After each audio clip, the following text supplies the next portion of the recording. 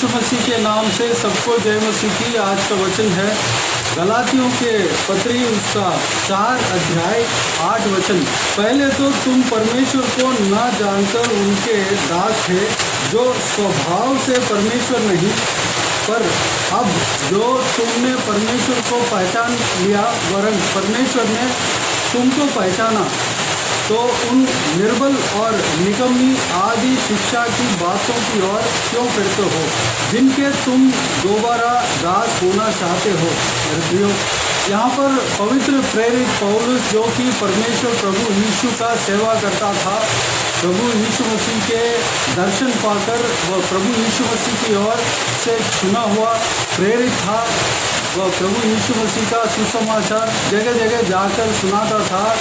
वैसे ही गलातिया नामक एक शहर में एक जगह पर जाकर सुसमाचार सुनाया। वहाँ के लोग विश्वास किए, प्रभु यीशु मसीह का सुसमाचार को ग्रहण किए। लेकिन थोड़े दिन के बाद इस वचन से हमें पता लगता है कि पौलुस को यह जानने में आता है कि गलातिया के लोग जिन्होंने परमेश्वर के वचन को ग्रहण किया, वह दोबारा जिस पाप से वो निकला, उस पाप में दोबारा जाने लगा। जिस काम से वह निकला, जिस काम से वह छुटकारा पाया, दोबारा उस काम में दोबारा लौटने लगा। इस विषय के लिए, इस विषय को सुधारने के लिए यह संदेश, यह पत्री पौलुस के द्वारा, पवित्र प्रेरित पौलुस के द्वारा गलातियों के लिए लिखा हुआ है। मेरे प्रियो, यहाँ पर इस प्रकार पौलुस प्रेरित कहता है, पहले तो तुम परमेश्वर को न जानकर उनके दास थे, जो स्वभाव से परमेश्वर नहीं, पर अब जो तुमने परमेश्वर को पहचान लिया, वरन परमेश्वर ने तुमको पहचाना, तो उन निर्बल और निकम्मी आदि शिक्षा की बातों की ओर क्यों फिरते हो, जिनके तुम दोबारा दास होना चाहते हो। परमेश्वर को हमने जाना, परमेश्वर को हमने पहचाना, उनका प्रेम को हम जानने लगे। परमेश्वर का सुसमाचार को सुनकर हम परमेश्वर का त्याग को जानकर परमेश्वर का पीछा करने लगे। परमेश्वर के साथ साथ चलने के लिए अपना जिंदगी को परमेश्वर के हाथ में सौंपने के बाद कुछ ऐसा शिक्षाएं, कुछ ऐसा स्वभाव लोगों के मन में आने लग रहा है कि जो बीते हुए दिनों में जो परमेश्वर प्रभु यीशु के नाम को नहीं सुनाया, उससे पहले जो स्वभाव था, वह स्वभाव धीरे धीरे आने लग रहा है। उसको रोकने के लिए यहाँ पर पौलुस प्रेरित इनको चिट्ठी लिखता है। मेरे प्रियो, हमारे जीवन में हम परमेश्वर प्रभु यीशु को जाना, परमेश्वर प्रभु यीशु हमें छूना और हमें उनके सेवकाई के लिए, उनके योजना के लिए हमें छूना, हमें इस संसार से अलग किया, पापों से अलग किया, मुक्ति दिलाई। हम परमेश्वर से अलग किए गए हैं। दोबारा हमारे बीच में जो हमने छोड़ा है, जो परमेश्वर प्रभु यीशु को पहचानने से पहले जो हमने छोड़ा है, वह बात हमारे जीवन में नहीं आना चाहिए। धीरे धीरे करके शैतान हमारे जीवन में उस बात को जिसमें हम फंसे हुए थे, थोड़े थोड़े से हमारा हृदय में डालने लगता है, घुसाड़ने लगता है, हमारा ध्यान को भटकाने लगता है, क्योंकि उस चीज़ में हम इंटरेस्टेड थे, चाहता, उस विषय से हम छुटकारा पाए। हमें भटकाने के लिए प्रभु के ओर से, प्रभु के योजना से हमें भटकाने के लिए शैतान इस तरीके का काम कर सकता है। मेरे प्रियो, हमें होशियार रहना है, अलर्ट रहना है, हमें चौकसी से रहना है। अन्य बातें जो कि हमने प्रभु यीशु को जानने से पहले जिस बातों से हम छुटकारा पाया है, हो सकता है वह कोई भी चीज़ हो, सिनेमा हो या नशे वाली चीज़ हो या कोई भी पाप की चीज़ या कोई भी दुर्बलता हो, हम उससे छुटकारा पा चुके हैं। उस चीज़ को हमारा जीवन में, हमारा सोच विचार में, हमारा दिमाग में, हमारा आदत में, हमारा आंखों के सामने नहीं आना चाहिए।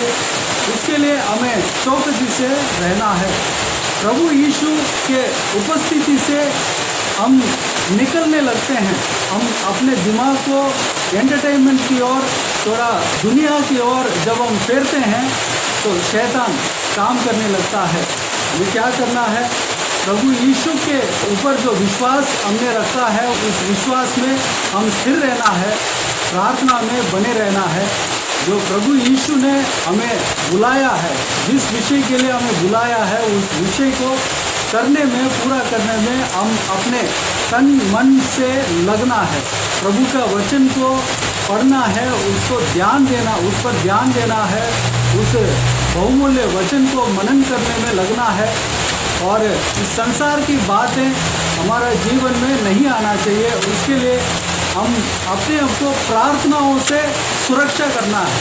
हम जो आदि में जो परमेश्वर के प्रेम को हमने चखा था, परमेश्वर का प्रेम जो पहली बार हमारे अंदर आया, उस प्रेम को हमें छोड़ना नहीं। उस प्रेम को अगर हम छोड़ देते हैं, धीरे धीरे अगर कम होने लगता है, तो उस जगह को शैतान दुनिया के चीज़ों को लाकर बोल सकता है, हमें भटका सकता है और परमेश्वर के प्रति प्रेम है, चाहत है, उसको कम करा सकता है। मेरे प्रियो, हमें प्रार्थना में लगना है। उस चीज़ के लिए हम जगह नहीं देना है। दोबारा उस पाप का दास बनने के लिए हम जगह नहीं देना है। दोबारा जो उस बंधन में जाने के लिए हमें जगह नहीं देना है।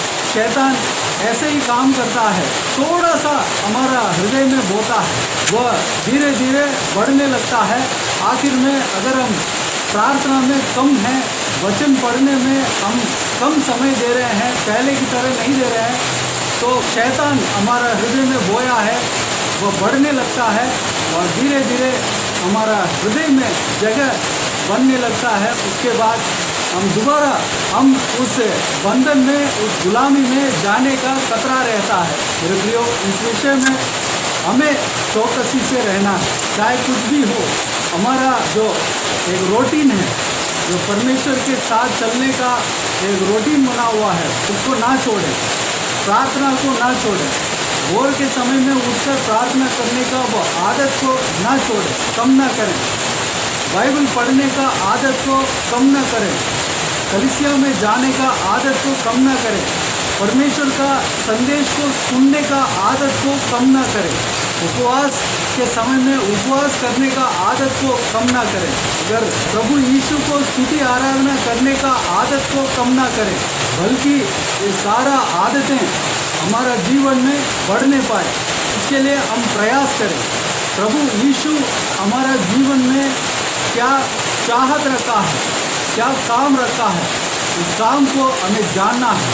प्रभु यीशु से हमें जानना है, परमेश्वर का वचन से हमें जानना है। जानकर उस काम के लिए प्रार्थना करना है। उस काम को पूरा करने के लिए अपने आप को ट्यून कर लेना है। मेरे प्रियो, हमें दिमाग की ओर से, शारीरिक की ओर से हमें इस काम के लिए तैयार रहना है। परमेश्वर प्रभु यीशु सही वक्त पर हमें इस्तेमाल करेगा और इस काम को पूरा करेगा, हमें आगे बढ़ाएगा। इसके लिए हमें परमेश्वर के लिए हमें जगह देना है। फालतू चीज़ों को हमारा जीवन में, हमारा हृदय में, हमारा परिवार में आने नहीं देना है। तो आइए मेरे प्रियो, इस बात के लिए परमेश्वर को धन्यवाद दें कि आज हमें एक चेतावनी दिया है। उस चेतावनी को हम अच्छे से सुनकर, जो परमेश्वर का जो चेतावनी को सुनता है, वह सुनकर उसके अनुसार जो अपना जीवन में सुधार लाता है, वह आशीष पाता है, तरक्की पाता है, वह ज्ञानवान है। परमेश्वर के वचन के मुताबिक वह ज्ञानवान है, वह बुद्धिमान है। मेरे प्रियो, हमें बुद्धिमान बनना है। जैसे जो कुछ भी हमने देखा है, सीखा है, उस बात को हम अमल करने के लिए अपने आप को परमेश्वर के हाथों में समर्पित करें। आज से हम निर्णय लें कि शैतान के कोई भी बात हमारे जीवन में नहीं आने दूंगा। इस बात के लिए अपने आप को परमेश्वर के हाथों में समर्पित करें। आइए हम प्रार्थना में जाएं। स्वर्गीय पिता, दयालु परमेश्वर, आपको धन्यवाद देता हूँ। आज के बहुमूल्य वचन के लिए आपको धन्यवाद देता हूँ। परमेश्वर, बीते हुए दिनों में हमें संभाला, बचाया, सुरक्षित रखा, आपको धन्यवाद देता हूँ। पिताजी, आज का दिन में प्रवेश होने के लिए हमें अनुग्रह दिया, आपको धन्यवाद देता हूँ। परमेश्वर, आज के दिन में परमेश्वर हमें इस बहुमूल्य वचन को आपने दिया। इस आपके बहुमूल्य वचन के द्वारा हमें जो कुछ भी सिखाया, परमेश्वर इस बात के लिए आपको धन्यवाद देता हूँ। उस आपके संदेश के मुताबिक हम चलने के लिए अनुग्रह देना। पिता, हम जिस पाप को हम छोड़े हैं, जिस पाप से हम निकले हैं परमेश्वर, उसमें दोबारा हम जाने न पाए, बैक स्लेडिंग के लिए हम जगह नहीं देने पाए। परमेश्वर अनुग्रह देना पिता। शैतान के चाल के लिए हम जगह नहीं देने पाए, हम प्रार्थना में बने रहने पाए, आपके वचन में बने रहने पाए।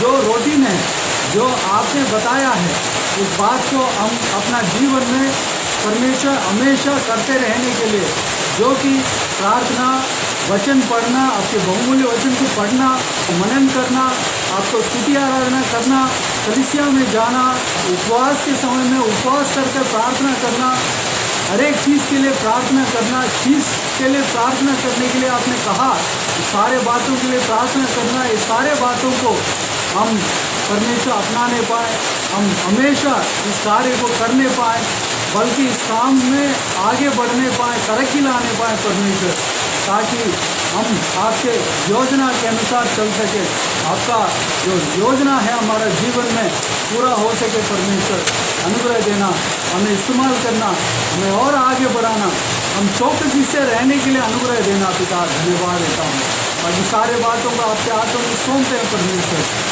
हालेलुया। हरेक का हृदय में कार्य करना, हरेक का जीवन में कार्य करना, हरेक के ऊपर आपके हाथ हमेशा बने रहने पाए परमेश्वर, सुरक्षित रखना। हालेलुया। जो कुछ भी काम करने जा रहे हैं, सारा काम में सफलता देना परमेश्वर। सारे बातों को आपके हाथों में सौंपते हैं। जो बीमार है, आपके हाथों में सौंपते हैं, उन्हें छूना, चंगा करना, प्रभु यीशु मसीह के नाम से चंगा होने पाए। और सारी बातों को आपके हाथों में सौंपते हैं। सारा जलाल, आदर, महिमा आपको मिलती रहे। सारा दुआ प्रार्थना को प्रभु यीशु मसीह के नाम से मांगते हैं, सुन और ग्रहण कर। आमीन, आमीन। प्रभु यीशु मसीह के नाम से प्रभु यीशु मसीह का आशीष और अनुग्रह हम सभी के ऊपर बने रहें। आमीन, आमीन। मेरे प्रियो, इस चैनल को सब्सक्राइब करें और शेयर करें। अगर किसी को भी प्रार्थना का विषय हो तो डिस्क्रिप्शन में दिए हुए नंबर पर कॉल करके प्रार्थना करा सकते हैं। हम आपके लिए प्रार्थना करेंगे। आप अपने व्यक्तिगत प्रार्थना में हमारे लिए प्रार्थना कीजिए। इस सेवकाई के लिए, इस सेवकाई में जुड़े हुए हर एक जन के लिए, हर एक का आर्थिक उन्नति के लिए, तरक्की के लिए, आशीष के लिए, संसारिक आशीष के लिए, पारिवारिक आशीष के लिए प्रार्थना करें। इस सेवकाई के उन्नति के लिए प्रार्थना करें। इस सेवकाई के द्वारा परमेश्वर आपके जीवन में कार्य किया हो वो भी हमें बता सकते हैं, ताकि हम सब मिलकर परमेश्वर को धन्यवाद दे सकें, महिमा कर सकें। प्रभु यीशु आप सबको आशीष दे। आमीन, आमीन।